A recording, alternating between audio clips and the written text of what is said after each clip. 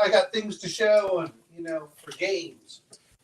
Hey, everybody. If you just got done with Table Breakers and you're not quite done listening to me run my mouth about, well, fuck anything. Oh, no, I said fuck before 30 seconds. I'm not getting paid for this show. Wait, I didn't get paid before. Fuckity fuck, fuck, fuck, fuck, fuck. All right. I'm in a good mood, actually. So, have you played any interesting games since the last time we talked? I don't think so. Well, no, I was in Maryland. Oh. I was doing some FEMA stuff. So yeah, despite what Shadow thinks, I was at the anyway. It was interesting. It's nothing bad. It was just talking about dams and trying to how to communicate with people and climate change, etc. So that sounds like a headache. No, I'm to be fair, I like my job. I like my profession. I like the people in it. That most things get ruined by politicians, not the people. Oh my God, politicians! I've had oh my God, we always go politics, and I just oh my God, oh. I love both sides. It's like watching the Jerry Springer show, but in our politics. It's it's funny is everyone complains about it, but anyone that's actually looked at history, our politics are pretty tame. When was the last time that we actually had physical? And I mean, like anyone ever see like the Taiwanese or the Koreans at one point? They had like fist fights. And there was sometime I don't know. This is a long ass time, Bo. But there was a guy from Georgia that I think he was from Georgia, didn't agree with another congressman, so he took his cane on the Senate floor and went to go beat him. I mean, this is American history. Women nearly beat him to death. That's right. That he, the only way he survived was, by my understanding, he crawled under a desk. And then the other thing that amazed me about that was, is that I think it was in Minnesota, a senator. They kept voting him back in until he got well enough that he could actually come back there. It was as a protest vote as much as anything else. But yeah, people forget about that. I was like, in the meantime, our politicians are scared. I felt so terrified. Like you understand that we used to have Andrew Jackson, who used to shoot men during duels and was shot himself. I don't know which of the two it was. If it was Thomas Jefferson that accused Hamilton or Hamilton accused Jefferson, but one of them accused the other one of being a hermaphrodite. I've actually read it. It was like he got the worst of both worlds. It was like he was soft like a woman when without the compassion or something like that. It was something. Oh, it was. Anyway, speaking about games, if we want to talk about this and stuff. Let's talk about games. Let's just. well, I want to mention things because I decided to splurge on a bunch of books. Ooh. Got into my dinosaur phase, which I've loved dinosaurs since I was a little kid, and then I got more on pterosaurs. And then I got more for dinosaurs. I think I read somewhere that today's dinosaur, I mean, they evolved, those that actually survived, evolved into parakeets, chicken, and a other of birds. Well, anyone that has seen there's a certain type of chicken that has very little thing. They look pretty dinosaur. And then, of course, I like my prehistoric, mammals because I love my giant sloth. Of course, while he's being attacked by saber-toothed tigers. I did that one, and then I also splurged for it has dinosaurs and other prehistoric life, which includes the mammals because I love the artwork. I know there's other stuff in there, but no, I'm not gonna fault you. No, I mean it's just come on, it's just so cool for that. Now those are inspiration, and the other thing is. All these things are dated because I used to have stuff as a kid, but as a kid, I used to argue with my teachers and I would pull out I would bring the books in. But the other part is I decided to also get Paleomythic, which is what kind of inspired some of this. Oh, cool. Is it like a Lost in Time or Land of the Lost, whatever? It is supposed to be. Well, and I read this as a little kid. It's set on the continent of Mu. Now, I don't remember too much, but I was in 4th grade. They had these books called Mu, which was an alternate. It was like a Pacific version of Atlantis. That saying anyway. I haven't really read a lot through it. I did read a little bit, and it was kind of interesting, when they talk about maps. And I thought, oh, okay. Um, I mean, I've seen this advertised before, and then I also got Jackals, which I'll look at. So these were just kind of, hey, they're on sale. I'll go look at them. It's been a great time to buy stuff. Actually, you may not realize this. You talk about Chimerian. Is I told him that I got the I guess the backer PDFs before they're ready for release. Where they come in like, hey, go read this book and then tell us what's wrong so you can be their proof editor. Ah. Which I think is a great thing to do. I don't understand whether it's D&D or some of these others. Look, guys, if you're going to do it, okay, I understand Wizards of the Coast doesn't really like PDFs. But a lot of them, put your PDF out there, let people look at it, let people, especially backers, and then once that goes through, is get feedback, and they'll fix a lot of that stuff. And it's amazing on how much better the books have become when they've done that. Like, I mean, speaking of which, I'm not saying everything's perfect, not everyone catches it, but there's my Alien Colonial Marine book. These are. Well, I thought it was funny. Is anyone that's listened to Crafty's like, there's not a campaign. I'm like, half this book is a campaign. How could you miss that, Crafty? When he gets you on the milestone, like, how do you miss it? It even says in the back. Anyway, I have to joke about that. I don't know if I mentioned. I think I've mentioned playfully. I was been him hawing about writing my own module just for shits and giggles. Sure. That's loosely, kind of playfully, based on Cocaine Bear. No, we talked about that. No, yeah, but oh yeah.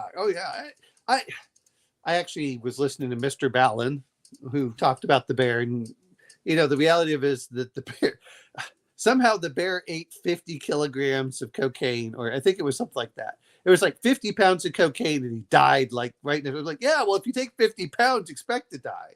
I was talking to a friend of mine that's a doctor. We grew up together, kind of, and he's a general doctor, general. He's general. And me and him were talking about just shits and giggles, not so much about the gaming aspect, just about the bear. And we both, we're sitting there talking about it because he's like, I heard you saw the movie. I'm like, yeah, I saw the movie. Of course I saw the movie. You know what? There's nothing. We all have our guilty pleasures. And part of it is that not that the movies have to be the best, but man, some of the things that are out there that just inspired us. I think, what was it? Was it Nightbreed or something? Was like a Clive Barker one. I think it was Nightbreed because I remember seeing that. I was seeing it once on TV, and it was edited the hell out. I'm like, what the hell am I watching? Oh, Nightbreed. I think Family Videos. This was back when Blockbuster and rental places was a thing, and it's like, do you guys have Nightbreed? Oh yeah, it's in our horror section. I'm like, okay. Next thing I know, I'm watching. I'm like, this is the best movie ever. And I have a twist. It's not that I have a twisted. I do have a twisted sense of humor, but it wasn't that I thought it was, groundbreaking, movie. I just thought for what it is, it's great. And the Cocaine Bear, yeah, the bear would have ate that cocaine. He would have felt funny for a few seconds. His heart would have blown up, and he would have slumped over. Within minutes, he would have been dead. What he did to Cocaine Bear. Well, it depends on how much cocaine you look at. There's a big difference between having something that's, what is it, half a pound or something like that, or it's been cut, versus I think the bear that they actually said that they found dead, which was in the 1970s, ate like 50 pounds of cocaine. I'm like, holy crap. I was talking. Another person I was talking to this movie was with my mom, who my mom also has a fairly rough sense of humor. I think it might just be a family trait. But we were talking about this. She's like, this is complete BS. I'm like, God, yes, I know it's completely BS. Like the last 20 minutes of Scarface, when he does that nosedive right into the mound of cocaine, he should have stood up, looked around, and fell over. That's how that movie should have ended. I mean, I've never done the stuff, nor do I have any interest in that stuff. But if you look if you honestly look into it, I mean, it's Well, not like most things, how much do you cut it? That's right. the part. Is it 100% pure or something like that? But They cut it what, with what, what what was it? They used to use baby powder, not baby powder. yeah, it was Baby. talcum powder. Yeah, they would use it. That's baby Yeah. powder. Um, oh, Hey, hey, Grandma. I mean, but there's been a lot of things out there that who cares? It's a great. It's just like what do I want to bring this into? There are certain movies I don't expect to be great, but I enjoyed them. Like the best movie, what was it, of 2021 or somewhere around there? I thought was Kong versus Godzilla. Oh yeah, I love the movie. Absolutely I'm love the sorry. movie. I mean, at the beginning part. So while we're in lockdown, because it was exactly what the title said it was. I didn't. Yeah, yeah. I didn't feel cheated. I didn't feel like anything had been jerked around. It had King Kong versus Godzilla, and it lived up to the title. So I'm watching the movie, and I've been joking around about, and I think it was Victor, our favorite Dutchman, Yeah. who said, change it out. This was on Max's show, actually. Now that I Sure. think about it, Max is like, he's like, Victor's like, just change the bear out to owlbears. I'm like, oh my god! And it's like slowly been writing it down, piecing it together, and I'm like, here. Oh, you know what? I have a better one than that. Instead of an owl bear, just because I've been reading this, what you need to do is you need to make it like make it a triceratops. Yeah. And the reason I mention that is because if you look at the triceratops, it has that great beak, and people don't realize just how big it is. And just like, well, what can stop a triceratops? There's like nothing that can stop them. It's like Right. I shoot my arrow. Okay, you hit the frill. Good luck. Ting. So I think it's gonna be like Escape from. I think the name of it has been like Escape from. What do I call it? Escape from Cocaine Owlbear Island. I think has been the working title I've been having in my head. No. Alcatraz. Yeah, that's even yeah. And I have some like low level. This is not going to be like high level because this is going to be a one shot probably on Table Breakers at some point, where their people are going missing and they don't know why. They're sent there to check out. They find out, eventually, all of a sudden a crazed Triceratops or whatever. The owl's great at low level. It's a fantastic thing at low level. The other comes charging out, and there's just like he's covered, and they killed the first one, and he's covered in this white powder, but no one knows, because no one knows what cocaine is, and you find out it's some mad alchemist / druid from Pathfinder. I'm thinking that's the direction I'm going to go. Was messing around with plants, and he came across cocoa plant. Yeah. And I can turn this into a medicine because that's what cocaine was originally used. It was in Coke. Coca-Cola had Coke in it. I mean, this stuff was everywhere there for a while. Well, but remember, Coke at that time was considered a health drink. Right. So speaking of that, if you're going to do that, is make sure you give the owlbear legendary actions that they can do every so often. So at a certain point, like one of the legendary actions could be haste, and then another legendary action, so it triggers on what a 5 or a 6, and you just roll randomly. So all of a sudden it could get haste. Another time it could get like super strength or something like that. So all of a sudden a legendary action to refuel. It has like cocaine on its feathers, and it does a bump. or well. And I know I was talking. YouTube's going to hate me. This might be on Rumble. Well, here's the problem that I have with things is people forget the games are for fun, and they want to just they're vampire leeches of just bad humor. I'm like, look, you guys were making into this. It said we didn't care about all of the modern day stuff. My God, there's nothing better that I can think of. If all of a sudden. It's even better if you're going to do this is you're going to have Cocaine Bear, owlbear on Alcatraz. But what you do is you give them a potion or something, or a dust, and you tell them, by the way, we want you to deliver this dust to whomever, and they don't realize that the previous person, he says, well, I sent a previous guy and he didn't make it, so I need you to send this back over to the Mad Alchemist. Yeah. And have it so they'll, as one of the actions for the owlbear, if he detects that one of the characters has it, he goes after that one and starts pouncing on him and starts trying to rip off the. There's so many great things you can do that aren't necessarily that. Now, I didn't see the movie, but you have to let me know. Did it live up to the hype? Oh God! In my opinion, tell you what. On the Sunday review, I don't know when the movie drops, where it's like on the stream or whatnot. Yeah, but there's a very good chance we will be reviewing this movie, especially in Dare Month. Do you remember Dare Month? I wasn't part of that group for Dare Month. I think I but came you in. know what I'm talking about, right? Oh! You're talking about the drug and alcohol. Yeah. I know a few of our panels. I think a few of our panel mates might have an issue with this, but this might be a one-off with me and whoever. I don't really care. Well, you know what though is if things are taken to ridiculous levels, which is the whole point of comedy, I think that's fine. The problem really comes down to when it feels mean-spirited and just you can tell when it's not done out of affection or anything else or ridiculousness.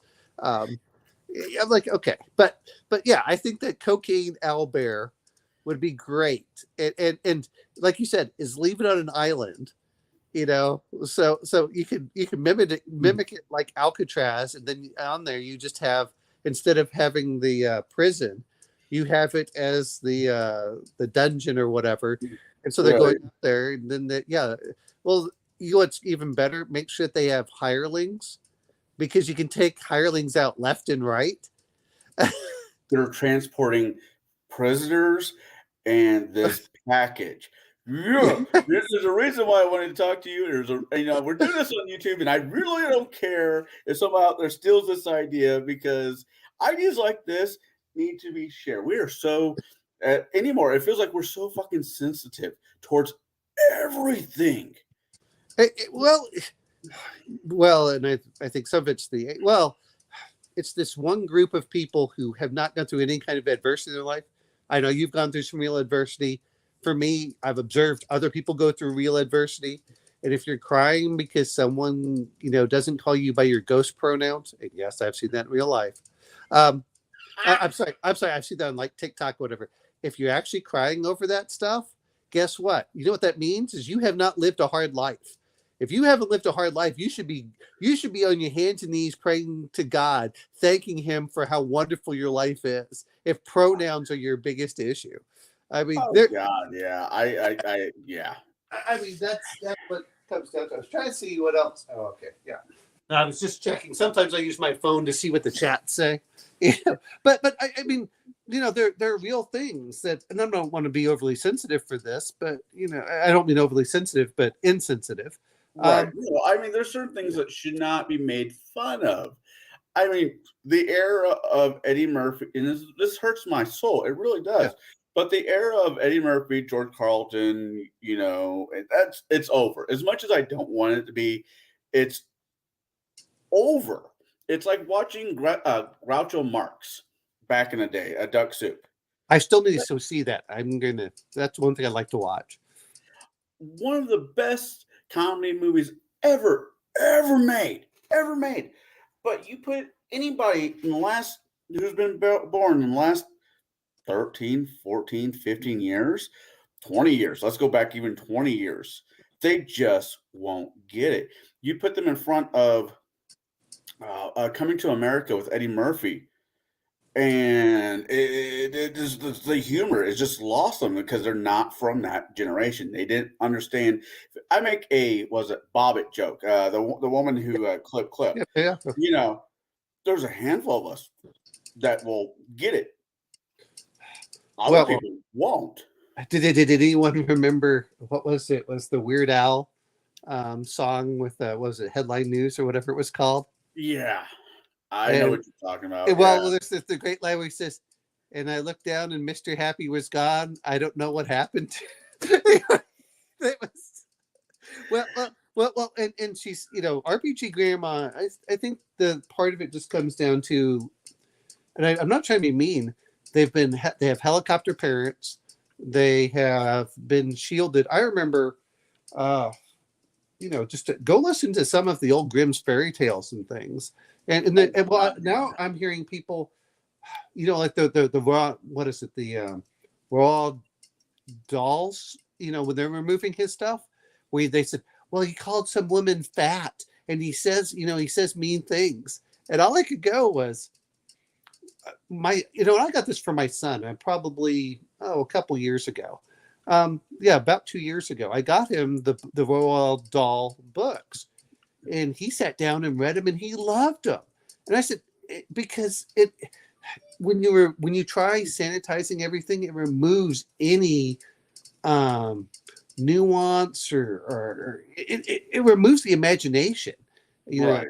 That's the horrible part. Sometimes the authors do shit the bed. Sometimes, here recently, that cartoon guy, Dilbert, whatever.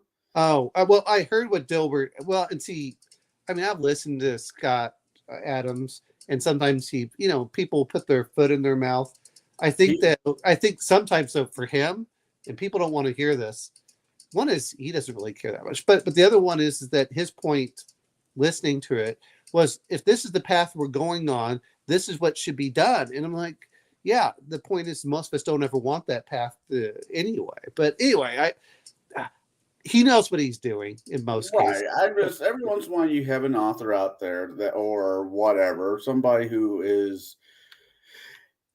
will shit the bed, will say something that is highly inappropriate, something that they should not say on the internet or TV or whatever. And now, Roland with the Harry Potter books. Jesus Christ, I can't tell you how many arguments I've been over the last week, a couple weeks about that damn video game. And I'm just buying it out of principle now. Well, one is all these people complaining, and yet it's the best-selling video game ever. Which tells you something that the people who are getting offended. Well, here's what bothers me: the people getting offended are getting offended because they're told to get offended. Not that they would ever care, and it was the same reason. And I'm going to get onto this because this pissed me the hell off in the late '90s because they had nothing better to do for the most part. Was Fox News complaining about what was it called, Mass Effect and having nudity, and all I could think was, the game is rated M. M is the equivalent of an R. You have nudity in R-rated movies, so why isn't it anywhere else? They aren't making the money. That's part of the. Well, but if here's what it comes down to: no one forces you to buy the damn games. No one forces you to watch these movies. No one forces you to read these books. Well, just like what happened to Red Room, with men. Now, some of the things in there was. That book was, that game is interesting to say the least. Well, it's a satire aspect. Right. I heard them, and it wasn't my kind of thing, but even I'm kind of tempted to support them for, what gets me about it is, and I agree with them. Look, it's free speech. No one forces you. Now, if they're forcing that into schools, if I saw a man in the school, I would be like, get that the hell out of my school. Okay, so that's fine. I'm not saying that there shouldn't be curation within the schools, but at the end of the day, why for all the stuff that's out there, and I'm going to mention Cult, and I have nothing against it, and if they take it off, I'll get just as pissed off about that one. That is a super mature game that just by the look of the artwork and listening to people talk about, I don't want to ever play it, just never. Yeah, it's right. No one's forcing anyone to buy it. So why are they so, I'll clutch my pearls. What they did the same thing. What, didn't Amazon do something, even though they were selling Mein Kampf? And I think, hey, look, sometimes this stuff needs to be out there so people know what other people are saying. I know that sounds weird, but I think I read that years ago. I just out of dumb curiosity. I never read it, but my father had it right next to because officers and this was in the 1980s, so we're going in there. All officers that went over to Germany were expected to read Mein Kampf, so all military officers. The other part that gets in there is that he also had a 3-set volume detailing the atrocities that the Nazis did as far as the like the numbers, and he had a 3-volume set right in there that talked about the atrocities of what the Nazi regimes did in the camps. The number of the gypsies that they killed, the number of of Jews. So the problem that I have with it so much is people don't want to believe something. I said, well, if you present everything out there, it's a bit different. But yeah, exactly, Grandma. They're things that I'm not interested in. But why do you need to boycott? Because guess what? The market will determine whether it gets sold or not. Not why do you have to ban it? And that's what gets me about it is there were far more offensive books out there. That one, I mean, that one felt like it was a 5th grader stuff that we would write in 5th or 6th grade, and like, oh yeah, I'm gonna do this. Well, I mean, it is. I mean, the book. If I'm remembering, I mean, the book is problematic if the wrong person reads it. Well, here's the thing: 1, it's a game. 2, it's number of satire. And I was thinking. I'm sorry. I was thinking Mein Kampf. I'm sorry. Oh yeah. Well, yeah, but sometimes you need to know what your enemy is saying. There's that's incredibly true. And the other part was it was also meant as a warning of what happens someone gets into power. There's a reason that some of that was brought out. And I went to Dachau, so it's not like just like my grandfather had an SS knife. He had an SS knife because an SS soldier took him prisoner, and they turned it around, and he stabbed the SS guy with his own knife. That's yeah. There you go. Guess what? My grandfather took it back as a war trophy. Well, he got pissed off because the guy was talking about how great the Germans were, and my grandfather, being Greek, did not that set him off. Anyway, he was not a neo-Nazi, but that's what people talk and act about. And I said, but anyway, my whole point is I want things that are fun. And guess what? If I find something really offensive, I'm not going to have it. And I've had books that are somewhat, there are lots of books that are offensive that I've had. And I just went, okay, I don't want them anymore. I'll get rid of them. Or, that's that. But that's what gets me with, man. And everyone talks about this stuff, but but it's interesting. Now they're all like, oh no, slavery. Or what was that? Speaking of which is getting me into this. A girl's family sued because they had the class pick cotton to show how bad it was for slaves. I think I heard about this, yeah. And here's what gets me about it.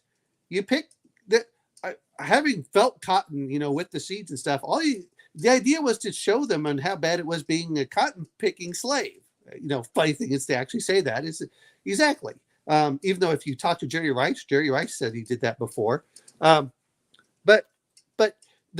that was one. And then the other one that got me was, but they said she was traumatized. I'm like, who traumatized her was not the school doing it. It was the mother going, oh my God. But in the meantime, I was thinking, we all know slavery sucks. Sometimes it's better to actually see what was going on in real life. I mean, now I see we have RPG Grandma, but I hate saying this, but if you're crying over someone using the wrong words to describe you, and that's very childish. You haven't grown up. But talking to women that have had miscarriages, I said that's a real tragedy. The fact that someone calls you the wrong name, good God, I remember people calling me Greg. I'm like, Greg is not my name at all. It's not even close. There's one letter that's in my first name. No, actually, it's anyway.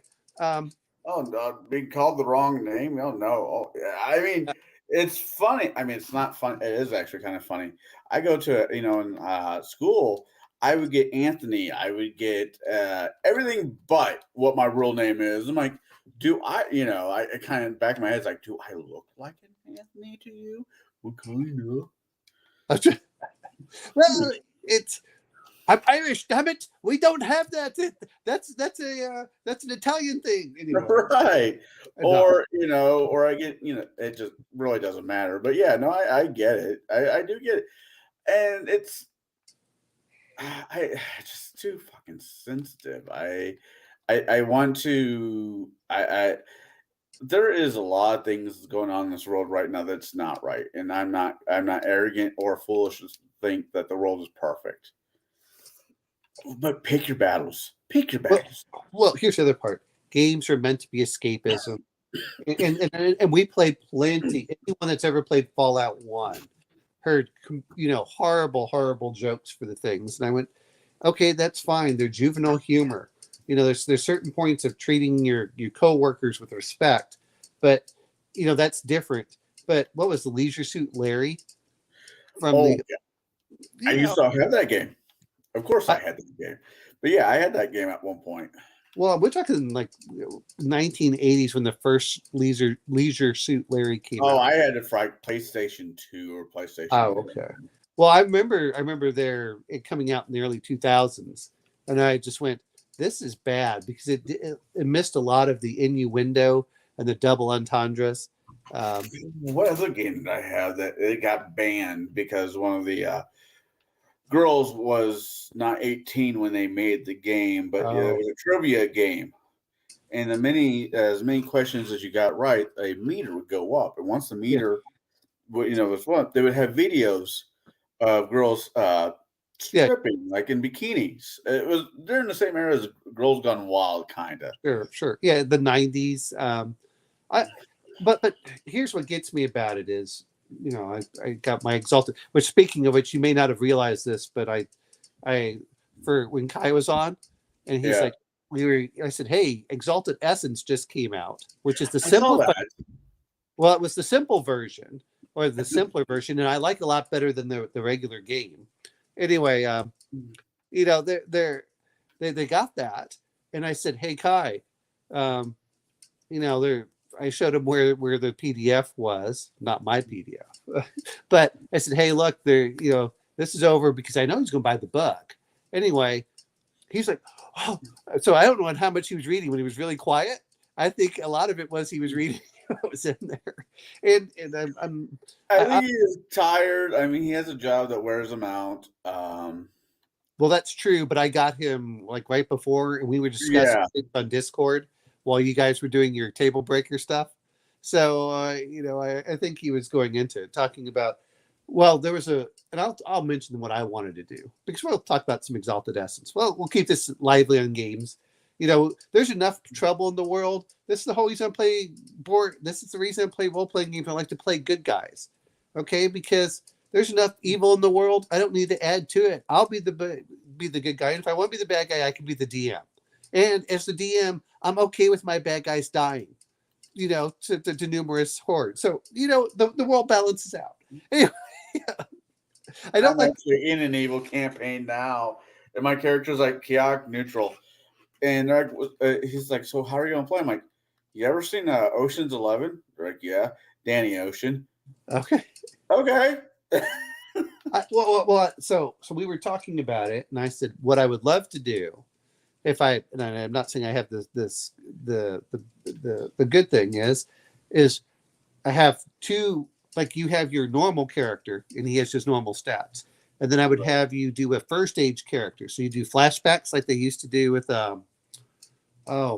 they did this all the time, but Highlander, the series. Yeah, I know what you're talking about. So they would do Highlander, the series. They would do, they started doing some other stuff, but this was your former incarnation of life, where you get the massive artifacts and you get to see like the flying ships and, everything else. And I wanted to use that as a juxtaposition.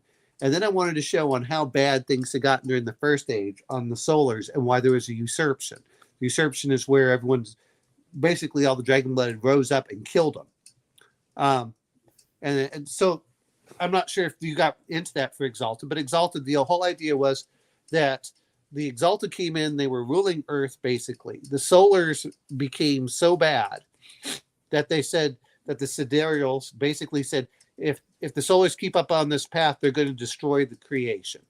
And so they got the dragon-blooded together And one day they just rose up, basically Order 66 or whatever it was called, and execute Order 66, and they came in and killed off as many of the soldiers as they could.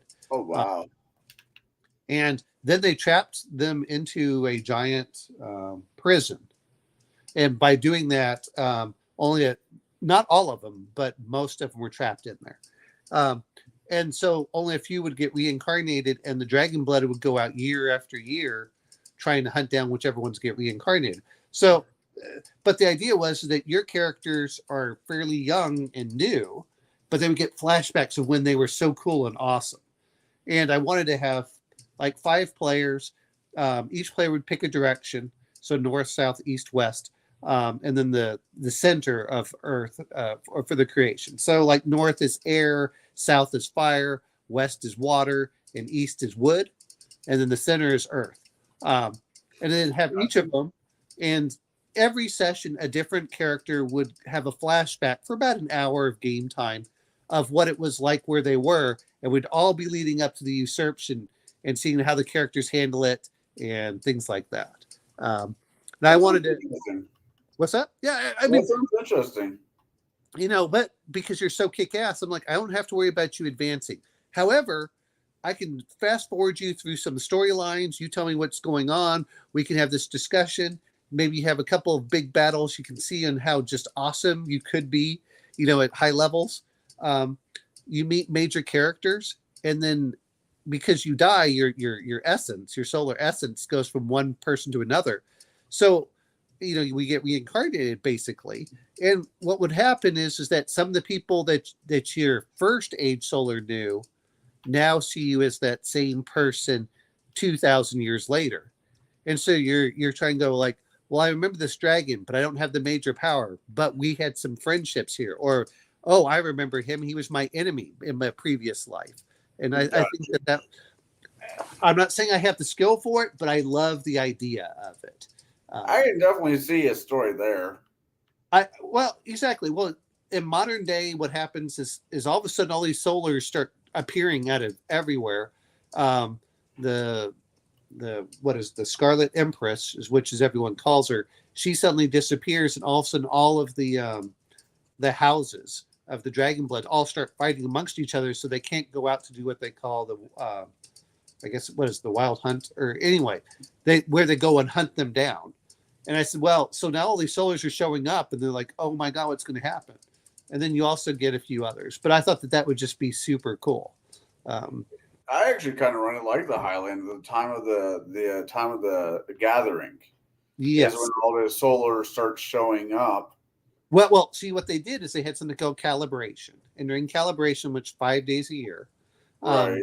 They would all have this big giant feast, and they would all meet together. So what they did is they basically had them all in one place, and then they all decided to attack them. And not all of them worked out that way, but that was how most of them did it.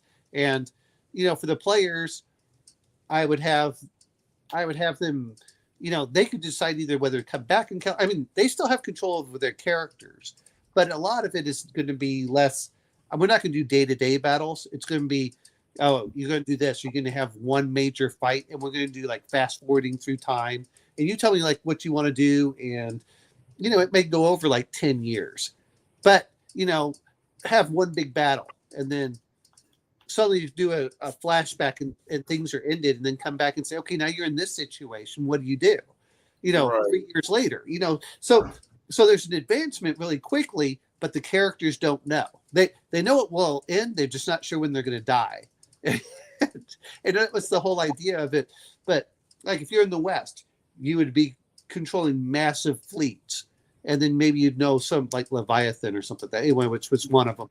But you'd have massive fleets out there, and you'd be trying to fight one of the behemoths. And then like, well, what are you going to do for this? How do you deal with this group? Oh, you have this group over here. And, then we would just kind of role play it. And then we might fast forward through, your campaign of of several months or years. Yeah. It would just be kind of like, okay, now we're going to zoom in this area real fast on what went on. Okay, now we're going to zoom out again, and you tell me what went on here. And you're fighting against the wild folk, and so it's more of the storyteller, like you were talking about. with Yeah. some of the mechanics in other areas, but we don't have to roll because you're going to be kick ass. You know that you're not necessarily going to die during this fight, but you will die in the future at some point. The question is how do you end? But it allows them to build up all those characters and things. So anyway, that was kind of an idea that I had. That sounds cool. That sounds really cool. Yeah. I mean, I only got to play, like I said, I played the game. I played Exalted years ago. I mean, way before my daughter was born. So it's not like I've actually had an opportunity to get back into it, mainly because that game is so randomly found. It's not like, I mean, there's nothing wrong with it. It's just not. I saw it in Hastings years ago when they first came out. It was right when they started switching. I said, "Oh, they're going to use the storyteller system. That was great." Well, I tried getting. I said, "Oh my god, this is so fiddly and mechanical," which is not what the storyteller system normally is. Right. However, they brought out this thing called Exalted Essence, which is why I said if you guys had done it a few weeks later, character creation is faster. There are less skills, there are less abilities. A lot of the stuff you can just get in there. And I said, man, if you guys had played that one, I think it would have worked better. The only complaint I had with the entire game was there was just too much going around and not enough time to have everybody have their moment. And that was just fine. That's just kind of how it works, especially when it comes to one shots. That was the other part I was thinking with you guys when you're doing it is first edition is pretty mechanically fiddly. Second is not quite as bad, but it still gets ridiculous. Third edition I thought was done better, but really Exalted Essence I think has really hit its stride. Right. And if they're going to do a fourth edition, I have a feeling they're going to go towards that. But they still need to flesh out everything else. But man, the current one, because I know you would love this, you can play a Solar, you can play a Lunar, you can play a Dragon Blooded, you can play a Sidereal, you can play a Liminal, which is basically the Crow. Right. So you die but come back. Then you get the Abyssals, which are kind of like vampires. You get the I think the Getter Mains or something like that. Those guys they should have never been born, and creation doesn't recognize them, so they're kind of the anti-Sidereals. Damn. You have the Exigents, and there's a couple of others. I thought there were 10, but maybe there are only 8 that I could do. And then you have the Dragon Blooded. But I love the fact that they simplified the charms. They simplified a lot of this stuff, so the bookkeeping isn't quite as bad. It still has a lot of the flavor in there. I like it, and I like the combat better just by what I've read. I haven't run anything, but just reading the combat, I like it better than what it is now, than what the third edition has. So I'm looking forward to it. Well, at some point on Table Breakers, I can say this freely. I'm pretty sure I can say this freely. Well, if I get yelled out later, I'll find out. But we're going to do another circle of come play with us, where each DM is going to pick a engine or just do a one shot for the group. And when I'm doing that, that's kind of where I'm. The whole Cocaine Bear. I think I'm going to run for them. Well, you know what? I think that would be great if you called it Escape from Alcatraz. Alcatraz, yeah. Sometimes just the wording, and if you know it's going to be tongue in cheek, yeah, that people. I think it's the same thing. While everyone complained about your pie thing, is while it fits your dark sense of humor. It's all if you give something where people know it's gonna be tongue in cheek or they know that it's be gritty. It's the how do I want to put? I hate the bait and switch where people do that. Now, if it's a horror game, that's different. Right. I let everybody. I mean, I thought I let everybody knew exactly what they were getting themselves into. Was the Grim Cocaine Owlbears? You got to do it. Oh yeah, I think it's great. Yeah. I absolutely think it's great. But I if you do something like that, it's like Sharknado. You know it's going to be bad, so you watch it because it's going to be bad. There's nothing like King Kong versus Godzilla. As long as the that's in there, everyone has no problem with it. It's right. I feel like the bait and switch. my perfect example is I remember playing Mech Warrior, and the guy wanted to run the books, and I mean the novels. And so he Okay. had all these famous people in there, and what he forgot was the characters are the most important thing in your story, not the NPCs. Now, the Right. NPCs may be the most important in the world, but the story revolves around your characters. It's that's what I kind of learned where my mistake was last time with it. I am not going to run. How should I put this? I'm most likely not going to run it through 5e. I'll probably run it through Pathfinder, to be completely honest. um, Just because I know the Gate Pathfinder a whole lot better, I, and where I can swing it. well, some of it is, and I don't know if you have it, but I just the like I would love to run people through an MCC or DCC, and everyone complains about the number of stuff in the books. To be fair, but but I said, these aren't bad. I think the problem really comes down to is everyone looks at everything they can have, and they have to go through a big giant book. Now, this is the MCC, not the DCC, but the DCC is I mean, the thing is a beast. But you have the PDF, and you're willing to just print off certain pages. Yeah. The characters, it goes much faster. Well, the same thing. Well, not that they do it, which I think is what happens with D&D Beyond. You don't have to look at everything. Guess what? If you have 3 spells, and this is one of the reasons I like those spell cards. If I just give you like 3 or 4 spells and they're on your spell cards, that's it. You don't have to fight with them. It's like, oh, here's your spell cards. And players, if they have 3 or 4 spell cards at first level, it's not a big deal. The problem is that they look at the hundreds of spells that you have, and they kind of shut down. And well, once again, it's going to be one of those scenarios where I'm just going to make say characters and give them to the players. It's like, hey, these are the characters, pre-gen characters. So I don't have to deal with, as you said, just the amount, because Pathfinder is heavy. There's a lot of crap in Pathfinder. I think that's part of the problem with some of these is that they're so heavy. I'm trying to find something that I did. I mean, Okay. I could probably run it through. What was that one that Jade loves in index card? Well, and here's the thing. This is why I like Alien and some of the others. A simple system is very easy for players to pick up, and they're willing to try it. I'm not saying, but I'm using this as an example. So there's my book that I did for my players, and just so anyone, this was when I did for my Conans. This was my physical stuff I gave them. I gave them the rules references. I printed off enough sheets for everyone to have what they wanted. So it was like 6 sheets. They could look down here to see what they can do. That I gave them, I think they're the regular sheets. It was really good for the one-shots.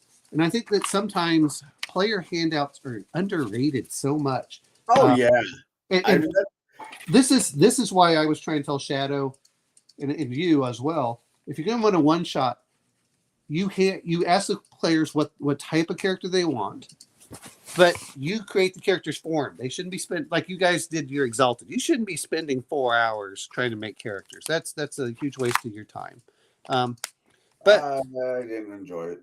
For what I got out of it, I just didn't think the juice was worth the squeeze. But that was just me.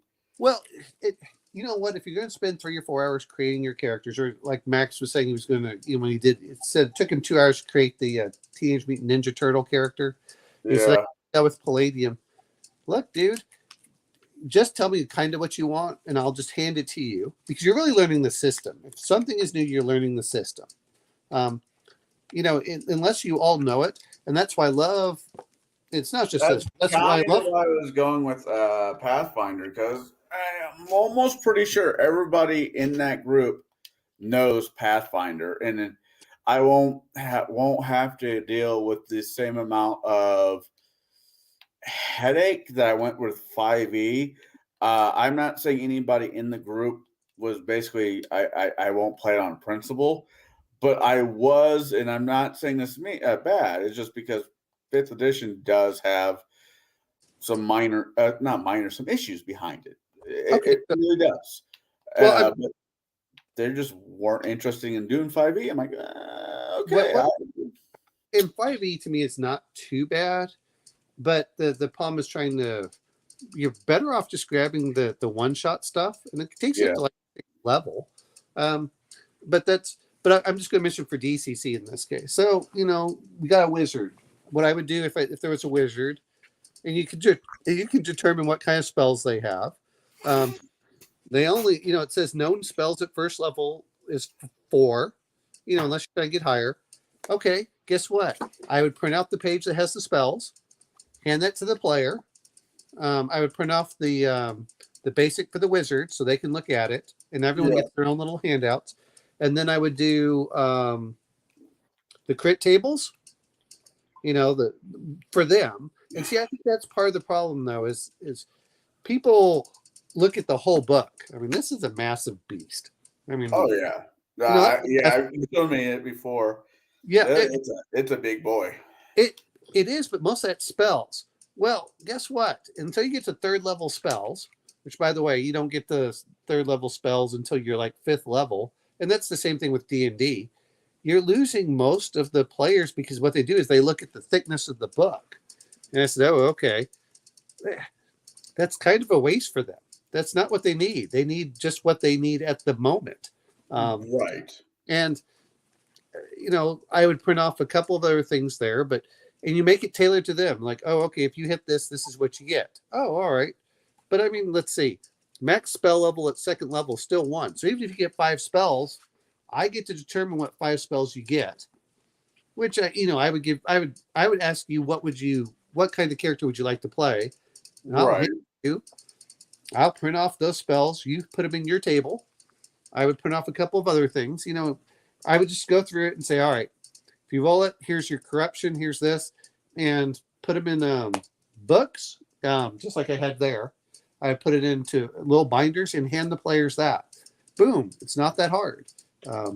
But that's the problem is when you get so many charts, everyone looks at everything, and really the only person that has to know is the DM. And if you trust your players, which I think is the other problem, is a lot of people don't trust their players.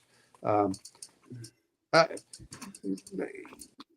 understand where it gets bad, but you know what? We're most of us are freaking adults anymore. It's whoa. We're middle-aged adults at this point. We understand that really failures are sometimes more fun than successes. Oh yeah, it definitely makes life a little bit more interesting. And I think that's why when I forgot what his name was, but we were arguing about these new players don't know how to play. And he says, well, I didn't learn this. How do you expect this? I said, well, most people didn't read the book. I'll be honest. I didn't read most of the player's handbook, the Dungeon Master's Guide. I read whatever I needed to read the rules. I did not read the philosophy behind them. And if you don't read the philosophy behind them, a lot of times you're going to take you're going to play it wrong. Right. No, and I completely agree with that. We are at 11:04, and I need to go to bed. So some of us need to go to bed, and the other ones really need to go to bed because I went to bed at 5 o'clock in the morning because my daughter wanted to stay up and watch scary movies last night. Oh yeah. I keep forgetting him. Wait a minute, my son does stuff like that. Except I try to get him to bed. I think my rule is he has to go to bed by 11. Now, my daughter has some of my issues where sleep whatever apnea. Yeah, it's kind of a thing. So, and yeah, whatever. Well, anyway, then I went to bed at 5, and I got up at like 8, 9. Yeah, I can understand that. And then we went to the mall and everything else. I'm not sure if there's anyone else there. We had the crafty gamer. The crafty gamer showed up momentarily. If he's still there, that's awesome. Grandma, you are always welcome to hang out with us anytime we do this. I will see you all on Bruce's. Next time I will be anywhere near on YouTube will be probably Bruce's campaign. Quick question. How is your apartment since you had those pipes? The bathroom needs to be redone, Okay. but I don't have to pay for it. Yeah, there's that one. Then the other question is, and we're going to do Crawl on Sunday, right? Yes. Okay. And I still need I think I can watch it on Hulu. I went to go look for it on HBO. I'm like, fuck. Well, It's no longer there. well, I think it was, and then they took it off. Here's the funny Yeah, thing. I was just like when it got brought up, it's like, yeah, I can watch. I saw on HBO. I can watch this. Not a big problem. I go to look for it. It's like, oh, Well, fuck. well, you know what is since I have to pay, and I got mad because I had to pay for the stars, even though I canceled it. I canceled it, and they still charged me. Like you little SOBs. Anyway, well, I thought that I had canceled it, and then they tacked it on. Yeah. After the week, I said, wait a minute. I said unsubscribe after that week. You know, like after I watched that one movie, I said unsubscribe. I found out it was just cheaper for me in certain cases just to order it online. And I said, you know what? I can pay $8 or $9. I'll pay $8 and bring it over. I got Voodoo, therefore I'll just rent it for like $4 or $5. Well, see, here's what gets me. I can rent it for $5 or I can buy it for $9. At that juncture, I don't know. Well, unless I really hate the movie, but I found that that's kind of easier for me just to buy it and say, okay. I will say this much. I think Kroll has some great ideas for any campaign. Oh yeah, I could see running a world in that campaign in that world. I got issues with the story. That movie needed a sequel, but we'll get into that. Well, I'm just this much. I think Kroll would have been a great series. What I mean by that is, you know, they tried shoving too much into 2 hours. And I'm not saying that you draw it out, but they could have you could have built a lot more of the characters if, let's say, it had been a 10 or 12 episode series. Yeah, limited miniseries. I think it would have been really good. I completely agree. It was just the whole lead up. Like I said, I'll say this really quick, but I'll say it again Saturday. Sunday. In the beginning of it, it goes through that narration. It was said that, you know, the child from this will be give birth to the empress of the universe. I'm like, so how are they getting off the planet? Well, here's what gets me is it says that. Well, it talks about that, but then I also heard that it completely bombed at the box office. Yeah, you know, you don't get, if it does great, you're going to get a sequel. Which some movies should never get sequels, and then there are other movies that are begging for sequels, and but they bomb, so they'll never go anywhere, even if they're great. But the idea of Kroll with the whole idea for it, fantasy, is a sci-fi. Kind of yes. Yes. Well, to be fair on this, it's not really any different than Mutant Crawl Classics meets Dungeon Crawl Classics, which are compatible games. It's just like, and you have to mention this sometime just to set off Legion of Meth. Yeah. Make sure that because I always do this. It's Tolkien, and they messed it up, and it's blah blah blah. He said, you know, they had green Martians in there, right? Along with laser guns, and some of the very first modules actually had you exploring a spaceship. They saw that there was no difference between them. Well, sci-fi was fantasy. Fantasy was sci. It was. I don't remember how the wordage goes, but one kind of equals the other, and the other one. Yeah, it's all dogs are canines, but not all dogs are. Well, see, anyone who's read The Dying Earth, if you actually read The Dying Earth, which is what a lot of what he was pulling from, yeah, you can. The Dying Earth was basically almost like Numenera up there, but the Dying Earth was that were grabbing stuff from that there was high technology, they had discovered spells, but the Earth was basically dying, and no one knew a lot of the technology anyway. So your magic was kind of your technology. Your technology was magic. And then they did have kind of spells going interdimensional. This is the other part when everyone talks about High Gygaxian, if you ever read it. Dying Earth is written at a higher level than just about most of the other stuff out there for the way he describes things. I mean, the wording and everything else, every so often, you know, I think I have a pretty good vocabulary, but I like to double check. I'm just like, okay, so I'm reading my book and I'm having my iPad ready so I can have the definitions just to make sure I get everything in there that I understand what he's saying.